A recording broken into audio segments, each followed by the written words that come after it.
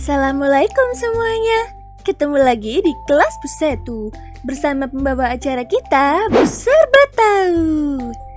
Kali ini saya akan menemani anak-anak semuanya untuk belajar materi tema 8, subtema 1, pembelajaran 2. Mari kita berdoa terlebih dahulu agar kita semua dapat memahami materi ini dengan baik dan agar bermanfaat untuk kita semua. Berdoa dipersilahkan. Berdoa selesai.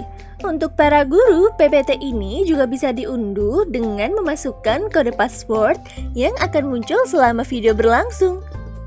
Anak-anak juga bisa mengunduh materi yang pastinya lengkap ini dengan password juga ya. Lucu sekali bukan? Simak baik-baik ya. Siapkan cemilan dan catatanmu supaya belajar menjadi menyenangkan. Kita akan belajar dalam 3, 2, 1, go! Di video sebelumnya, ingatkah kamu bahwa air itu sangat penting bagi kehidupan makhluk di bumi ini? Kamu yang penasaran, apa sih pentingnya air? Langsung saja cek video di atas sini ya. Nah, setiap hari air dikonsumsi dan digunakan bukan? Tetapi, pernahkah kamu berpikir, mengapa air tidak pernah habis ya? Mengapa air selalu ada? Bukankah jika kita memakan es krimnya tuh bisa habis? Nah, coba anak-anak perhatikan gambar di samping ini ya. Apa kalian tahu itu gambar apa? Sebentar, Busetu besarkan ya. Nah, Busetu akan coba jelaskan secara singkat dulu. Air yang ada di bumi mengalami proses yang namanya evaporasi. Sedangkan awan-awan ini mengalami proses kondensasi. Air hujan yang turun dari awan yang besar ini dinamakan presipitasi. Nah, tapi itu semua apa sih? Itu semua adalah siklus air. Siklus air adalah perputaran air secara terus-menerus dari bumi ke atmosfer dan sebaliknya. Sebentar. Apakah kalian sudah paham dengan proses-proses tersebut? Belum? Yuk kita lihat secara langsung. Air yang ada di bumi, baik itu laut, danau maupun sungai, ketika terkena panas dari matahari akan mengalami penguapan. Proses itu dinamakan evaporasi. Oh ya, penguapan air ini terjadi karena perpindahan kalor dari panas matahari bukan? Coba tulis di kolom komentar peristiwa ini termasuk perpindahan kalor yang mana ya? Uap air tersebut akan berkumpul menjadi satu di udara dan membentuk sebuah awan. Proses tersebut dinamakan kondensasi.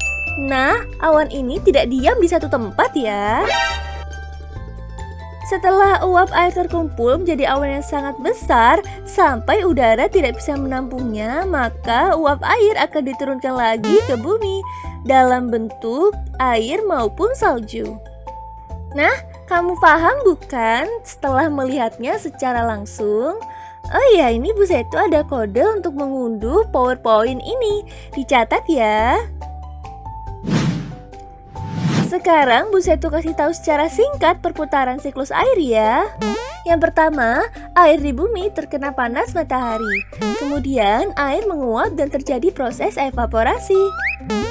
Titik-titik air berkumpul menjadi awan, yakni proses kondensasi. Kemudian udara tidak mampu menampung uap air dan terjadi proses presipitasi. Setelah itu, air yang sudah turun ke bumi akan terkena panas matahari lagi.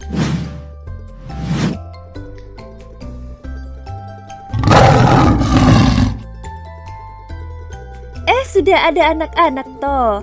Busetu terlalu asyik menonton si Kancil nih. Anak-anak tahu tidak cerita si Kancil? Si Kancil termasuk ke dalam cerita fiksi.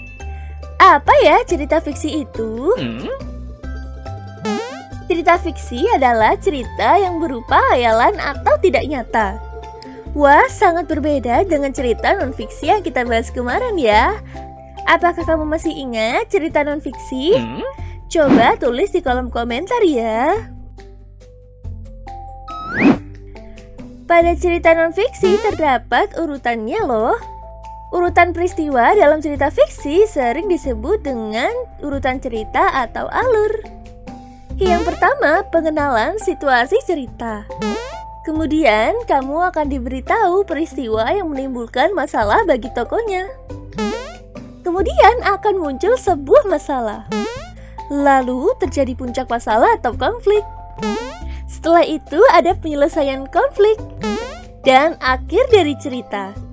Ini kode untuk anak-anak yang ingin punya catatan super lengkap dan lucu.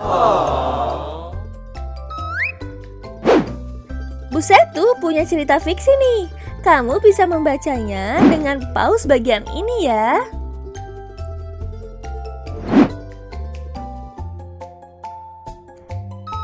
Ini bagian keduanya. Kamu pause dan baca juga ya. Dan yang ini bagian ketiga. Kamu pause dan baca ya. Nah, sekarang coba kita bedah ya urutan peristiwa yang ada pada teks sebelumnya. Yang pertama, pengenalan situasi cerita. Pengenalan situasi cerita dimulai dari beruang yang kesal karena merasa air di danau semakin sedikit akibat ulah seekor semut. Pengungkapan peristiwa yang menimbulkan masalah bagi tokohnya terjadi pada saat semut hitam datang hendak mengambil sedikit air menggunakan kendi kecil. Namun beruang dengan cepat memarahi semut dan melarangnya mengambil air. Akan tetapi semut menolaknya dan menyebabkan beruang marah hingga akhirnya semut terpeleset dan hilang. Permunculan masalah diakibatkan semut-semut yang kehausan di dalam sarang. Akhirnya menyadari bahwa semut hitam tidak kunjung kembali. Mereka memutuskan untuk mencari semut hitam. Namun yang mereka temukan hanya kendinya saja. Puncak masalah adalah beruang ingin menghancurkan sarang semut supaya air di danau sesuai dengan apa yang ia inginkan. Penyelesaian konfliknya, semut dibantu dengan tikus tanah menggali tanah di bawah sarang beruang. Ketika beruang marah, ia menghentakkan kaki dengan keras sampai sarangnya jebol dan membentuk sebuah lubang dengan beruang di dalamnya. Akhir cerita, semut-semut bertemu kembali dengan semut hitam dan mereka bersama para hewan lainnya hidup bahagia di hutan dan mendapatkan air yang cukup. Yeay! Busetu suka sekali kelas hari ini. Apakah kamu menyukainya? Mari kita akhiri pembelajaran hari ini dengan mengucap Alhamdulillah. Sampai jumpa di materi berikutnya ya. Jangan lupa like jika kamu terbantu dengan video ini, subscribe, dan bagikan ke teman-temanmu yang masih kesulitan belajar daring. Belajar daring gak susah kok. Busetu pamit dulu. Cek video lainnya ya. Assalamualaikum warahmatullahi wabarakatuh. Dadah!